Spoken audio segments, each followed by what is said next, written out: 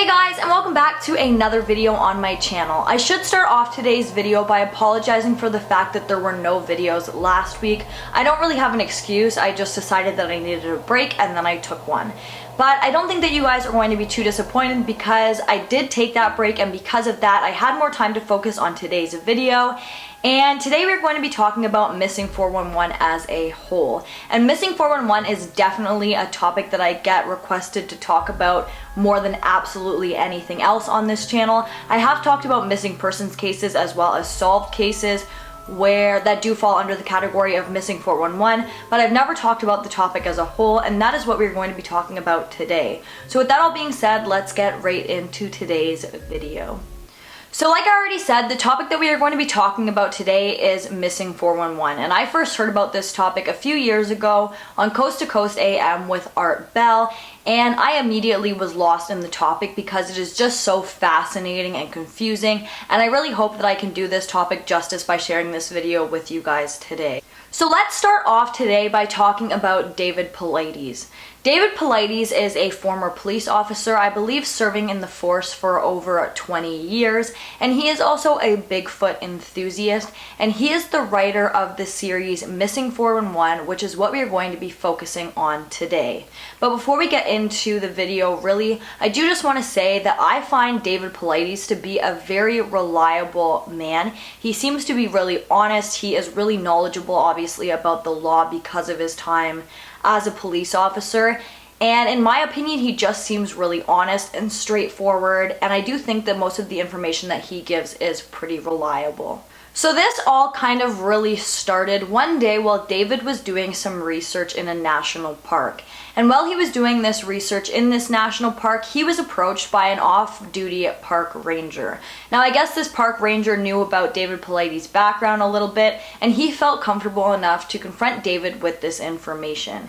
He told David that he had some concerns about people who had vanished in the national park areas, and that this was not an isolated incident, but this happened in national parks all over the world. So David told this park ranger that he would look into it, and he went on his own time, and that is exactly what he did. And immediately after looking into these cases, that is when he started to notice a lot of negligence going on in the park service revolving around missing people. So the way that it kind of goes is many of these people vanish without a trace under very, very, very strange circumstances, and once the attention is brought to the media, this case is really looked into, and a lot of people are searching for this missing person for about 7 to 10 days. But once that 7 to 10 day span is up, there is pretty much nobody looking for these people anymore, and the cases are pretty much just shoved to the side, leaving the family and everybody else with absolutely no answer. And many of these cases are under tight lock and key, with very little information being released about them to the public as well as the family. And again, a lot of these cases take place under strange circumstances, which just make you have more questions and leaves you with more things that you want answered, but nobody is working towards getting an answer for these cases. The strangest cases that I personally think could just absolutely blow your mind in the Missing 411 series are of those people who are out in large groups, maybe with a loved one, maybe with friends, and the person turns their back for just a second, and when they turn back, their loved one or their friend or whoever it was that they may have been out in the national park with has just completely vanished without a trace. But that isn't the only real situation where these things happen. Many people are hunting or hiking or going out on the trails alone in national parks when they just completely vanish in the middle of nowhere without a trace. Something that makes a lot of these cases that much more perplexing is some of these people who vanish without a trace are very avid hikers. They know their surroundings really well, and there isn't really a reason as to why they would get lost out there, or an explanation as to why they wouldn't return home. Another thing that I heard David say quite often in podcasts and interviews that I listened to way back when, and even today while I was doing research for today's case, that I hear David Paulides say is that some of these people are super, super intelligent, like scientist type people, and other people sometimes have mental disabilities, but those are the two largest ranges of people who go missing. There definitely is an in-between where just your average person goes missing, but those ones definitely aren't as high as the very, very, very highly intelligent people that go missing, as well as the people who may have disabilities. So David thought that this was all very, very strange, and so he decided to reach out to the National Park Service and ask them for a list of people who vanished under strange circumstances in national parks. But when he called, the first answer that he was given was that there is no database for people who vanished in national parks, and they don't even have that list. But following that, he was then told that they did have this list, but it would cost him $1.4 million to gain access to it. So the overall consensus here is that they don't have a list of missing people from national parks, and if they did, for some reason, somebody doesn't want that list getting out, because obviously nobody is going to be able to pull $1.4 million out of their pocket to pay for a list of missing people. And even if they did, then they would probably just come back again and say that this list does not exist. So let that just sink in for a second. There are thousands of people vanishing from national parks, and nobody is looking for them. Nobody is even keeping track of the fact that they are missing. So the exact number of people who vanished in national parks probably isn't even known, because there isn't a database keeping track of people who have vanished in national parks by the National Park Service.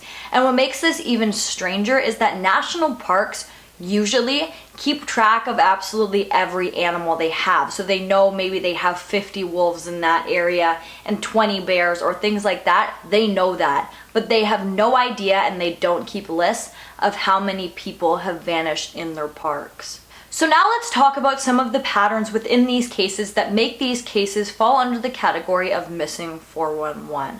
So the first thing is that there can be absolutely no evidence suggesting that this person could have possibly been attacked by an animal. That is like the first kind of thing. There's no blood in the area, there's no animal tracks. Anything that could suggest that an animal possibly just dragged this person away rules the case out as a missing 411 case. Another thing that definitely makes this a missing 411 case is that when tracker dogs are brought in, they act very strange. Some of them can't pick up a scent at all. Some of them pick up a scent and they'll lead you somewhere for a few minutes and then lay down and refuse to go any further. Sometimes following a scent and then the scent just vanishes. The dogs go in circles. Just behavior that doesn't really make sense for a trained working dog. Something that I roughly already mentioned is many of these people go missing pretty much right in front of their loved ones or their hiking partner without a trace. They just seemingly vanish in plain sight. Another thing to note about a lot of these cases is many of these people vanish near boulders or areas that have a high growth rate for berries. Something else to keep in mind that I think is super interesting and very, very weird is once these people are found, whether they are alive or they have passed on, many of these people are found missing their shoes. So now with what I just said, you might be thinking, hold on, some of these people are found alive, and the answer to that is yes. Sometimes these people do show back up alive and well. Now, it doesn't happen very often, but it does happen. And when it does happen, these people have no recollection of where they've been, what happened to them. Many times they don't even know that they were missing. I heard this case where one guy remembers stepping into a field, but after stepping into this field, he doesn't remember absolutely anything. And when he showed back up, he had no recollection of anything except stepping into that field, and he didn't even know he was missing. And I think those specific cases where the people show back up without any idea where they had been and just this big empty space of time really makes these cases that much more eerie and very, very confusing. Another thing to note here is that these disappearances happen all over the world. I think most of the missing 411 books focus on Canada and the United States, but it is very important to know that this does happen and take place everywhere. This doesn't target one single age group. Many of the people who vanish are elderly, some of them are middle-aged, some of them are young children. Again, many of the young children having mental disabilities, which is just something to kind of add to the patterns, I guess. But that is just really brushing the surface of all of this stuff. So again, in these cases, and for them to be considered missing 411 cases, there can't be any signs of an animal attack, there can't be any suspects or motive as to why this person would want to vanish or why somebody would want to get rid of this person. These people usually vanish and the dogs can't pick up any kind of scent or they act very strange. Most of these people vanish between the hours of 4 to 7 p.m. Many of these people, when found, if found, are found near bodies of water. And something that I thought was just super interesting is a few hours or even the following day after somebody vanishes, in these missing 411 cases, there is usually a very bad storm. Now, obviously, if there is a very bad storm, whether it is predicted to happen or not, it does definitely put a wrench in any missing persons case and causes a lot of obstacles that wouldn't be there without a storm, because it washes away a lot of evidence and causes, again, obstacles that wouldn't be there if the storm hadn't happened.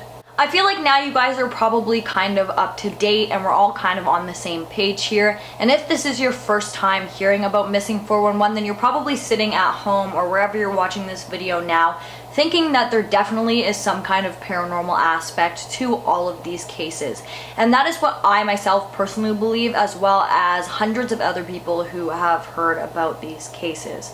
So today on this channel, I didn't want to dive too deeply into any specific cases, because that is kind of something I do on my channel. I take one missing persons case and I make an entire video on it.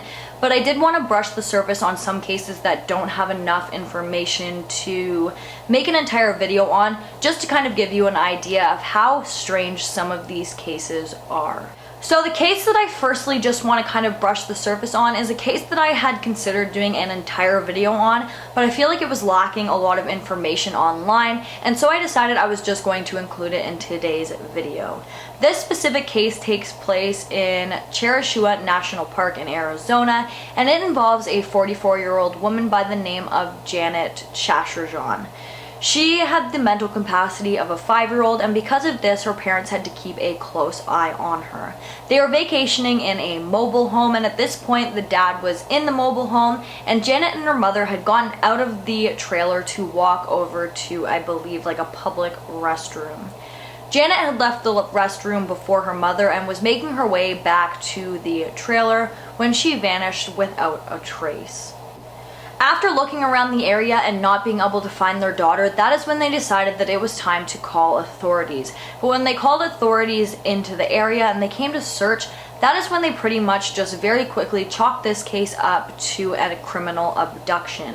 However, her parents were adamant that there was nobody in the area at that time, and Janet was an adult, but again, she had the mental capacity of a 5-year-old, and for her to have gotten that far away from where their mobile home was parked seems pretty alarming. Like, she went to the bathroom, her mom came back to the mobile home, and that is when they noticed that she was missing, and so that's when they got immediately out of their trailer and went to look for their daughter, and they couldn't find any trace of her.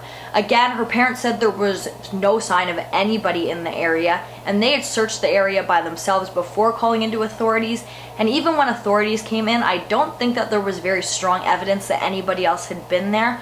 So this case is just really confusing, because how could somebody have gotten there and kidnapped this woman so quickly without anybody seeing anything when her mom and her dad were very, very close by?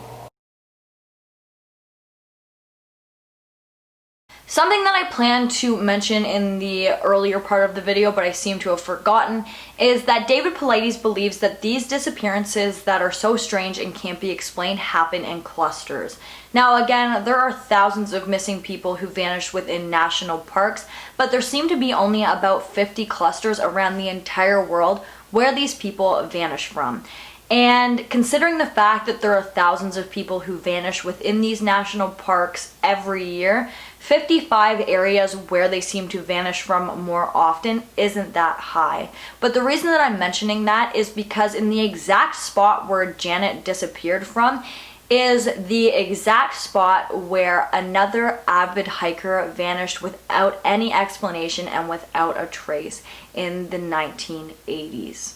The person who vanished in the same area as Janet was a national park ranger, and he again is the only national park ranger to have ever disappeared on duty without a trace, and neither of these cases have been solved to this day. Now I'm just making this kind of statement and putting these two cases together just to show you guys how strange this all really is. So now I'm jumping way back to the 1800s, and the reason that out of all of the cases I could have talked about in today's video, I chose this one is because, again, I heard David Paulides speak on Coast to Coast way back when, and in that specific interview, this is the situation that kind of stuck out to me the most, so I wanted to include it in today's video. So again, we're jumping way back to the 1800s, and this guy was out with one of his buddies looking for his very young daughter. She had wandered off, and I believe she was missing for several hours, so they were out looking for her. And when they did see her, they could see her from a distance, and she appeared to be sitting kind of near the water, and there was what appeared to be someone or something sitting near her. But as soon as they started getting close, whatever this something or someone was jumped out into the water, and they no longer could see it. The dad was very concerned and kind of angry when he finally found his daughter because she had been missing again for several hours. So he started to quiz her, asking her where she'd been, what she was doing. She wasn't wearing any shoes when he found her, so he started to ask her, where did your shoes go? And she started to just tell him that she'd been hanging out with a wolf. She told him that this wolf was taking care of her, the wolf fed her berries, but when she had taken her shoes off, the wolf had eaten them. I thought that this specific incident was pretty interesting because this girl, like many of the people within missing 411 cases, was eating berries, and berries seem to be a huge part of many of these cases, and she showed up without any shoes on. Now, this girl was very young and she could have not been properly comprehending what she was looking at, so that one's very easy to dismiss, and kids do funny things. They take off their shoes in weird situations. I have a very young niece and she takes off all of her clothes in very weird situations, or at least tries to, so I feel like that one isn't that strange. But why would a grown adult who is missing in the wilderness take off their shoes? I guess the hypothermia thing is high up there, but if they're wearing all of their other clothing, why do they not have shoes on? You would think if you were missing in the wilderness, you would make the effort to keep shoes on your feet to protect your feet from stepping on rocks, things that could possibly hurt your feet, snakes, bugs. Anything like that would kind of lead you to want to keep your shoes on, so why do so many people take them off? But with that, I'm kind of getting a little bit off track here, so let's go back to the case where the little girl said that she had been taken care of by a wolf. So this case specifically stuck out to me because a couple years ago on this channel, I covered the disappearance of a very young boy by the name of Dennis Martin. Now, Dennis Martin's case definitely qualifies as a missing 411 case, and this young boy vanished under very strange circumstances. And in the same area where this boy vanished, just a couple hours later, another family spotted a very large man that they thought represented that of a bear. When they were walking through the woods and they came across this man, he was kind of far away from them, and they thought that this man was a bear. So that brings me to the question of, are there a lot of these like animal-human hybrid mixes seen at many of the scenes where children or adults or people in general just vanish, and could they have something to do with it? David Paulides doesn't really give an explanation as to what he believes is happening to these people, although he does hint at the fact that he believes it's paranormal, which I think we can all kind of agree on at this point. Another thing that I kind of briefly mentioned is that in order for these cases to fall under the guidelines of a missing 411 case, they can't have any signs of an animal attack. But in many of these cases, even though there is no sign of an animal attack, authorities like to chalk lots of these cases up to that of an animal attack. And I do think that a lot of people online like to debunk a lot of these cases by saying it was a mountain lion or a bear. Even on some of my videos, I've been criticized being like, you sound dumb, it was a bear, like things like that.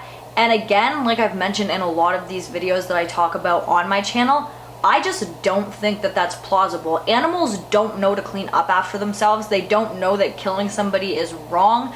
So if they were going to attack somebody, it wouldn't be clean. There would be blood, there would be rips of clothing, there would be animal footprints. There would be some kind of sign in the area that animal attack had occurred, which in most of these cases, there just isn't. There are a lot of these cases that I come across, whether it be by David Paulides talking about them or somebody else who is highly educated on this topic talking about these cases, that don't necessarily turn into missing persons cases. So there isn't a lot of information, and there definitely isn't a lot of information to make an entire video on. But one that I specifically wanted to mention, and I'm going to mention next, is one that just sounds absolutely unbelievable. And honestly, there isn't too much to suggest whether this case actually happened or not. You just kind of have to go off of what the family had stated and what other people say happened. But I do think that it is worth mentioning here because it does kind of sound like a no-sleep story. So this again never turned into a missing persons case, so we don't have names of the little boy or anything like that, and there isn't really too much to go off of this. You just kind of have to take the family's word for what they are sharing. But anyways, this story goes that this very young boy, he was like 4 or 5 years old, went missing for several hours, and his parents were frantically looking for him, and that is when they found him a couple hours later in like a thicket kind of area. When they found the young boy, they started questioning him. Where have you been? What happened to you? All of those kind of questions that as a parent you would be thinking while your child is missing. The young boy simply told his parents that he'd been with his grandmother. She had taken him into this cave that was located under the ground, and he said that she was very nice. She seemed like his normal grandma, but she laid down some sticky paper and made him poo on it. He also started to talk about how under the ground, while he was with his grandmother who made him poo on this paper, there were several robots surrounding him everywhere. The robots looked very dusty and they weren't moving or anything, but he said that there were robots in this cave located underneath the ground. His grandmother had been camping and she woke up in the middle of the night to have a very sore pain in her back. And when she rolled over to kind of ask her husband, I have a pain in my back, what's going on? She was bleeding. Now, of course, again, this case sounds very unbelievable. You don't know what to take from it, but it does sound like either the child was very, very confused and something else had happened, or something really sinister and paranormal and messed up was at play in this case. Now again, there isn't any solid evidence to prove that this case actually happened, and you do kind of just have to take it with a grain of salt, but I did just want to mention it in today's video because when I read it and then I heard it again in a separate podcast, I was like, that is absolutely insane. And a lot of these cases seem very unbelievable, but that one just stood out to me the most because it sounds like something out of a scary movie. The reason, however, that I did want to mention that case is because that is kind of like similar to a lot of the cases where the people show back up. And obviously the families are so happy to see their loved one and have them back, but they want answers, and in many of these cases they are never given answers, and the people who vanish don't even know the answers to the questions that they're being asked. Another case very similarly where the guy showed back up that I want to mention quickly is one that I covered on my channel before, and I'll have the video linked down below for you guys, and that is the case of a man by the name of Danny Philippitis. Now this man was skiing in New York and somehow ended up in California. He was found completely still in his ski gear, and he had no idea how he had gotten from New York to California. And it has been several years now, and he still has no answers to how he ended up from one state to another, still in full ski gear, and he just doesn't have any answers, and nobody in this case has been given any answers. Danny is now living his life normally. He's got back to normal, and he's just going through life like a normal person, but this is one of those cases where you're left with more questions than answered, and even though the person showed back up, he doesn't even have answers to where he was or what happened to him. And I think that those cases are just so perplexing and so strange. There are thousands of cases similar to the ones that I have talked about today that nobody is even looking deeper into. And I think that is the saddest part of this all. I do talk about missing 411 cases specifically on my channel. That's not what my channel completely revolves around, but I have talked about a few specific missing 411 cases in their very own videos, and I will continue to do so in the future. But if you guys want more on this topic, David Paulides has several books written about this topic. There's also a documentary, several podcasts, but I just thought that it would be kind of cool to cover this topic as a whole for you guys. No matter what you believe in this case, whether you believe it's Bigfoot or aliens, or maybe there's a sex trafficking ring in these specific areas that are kidnapping these people, or something much more sinister is at play, I think something that we can all agree on is that these cases are very strange, and there should be a specific kind of like task force, I guess, working on these cases where people vanish under strange circumstances in national parks, but there just isn't that. And I think that that is the strangest part of these cases all put together, is that nobody besides David Paulides is putting all of these cases together and looking for answers. But guys, that brings us to the end of this video. If you like this video, please give it a big thumbs up. Don't forget to comment down below what you'd like to see in my future videos, and don't forget to subscribe and turn on that notification bell so that you don't miss any future videos from me. Thank you so much for watching, and I'll see you in the next one. Bye guys!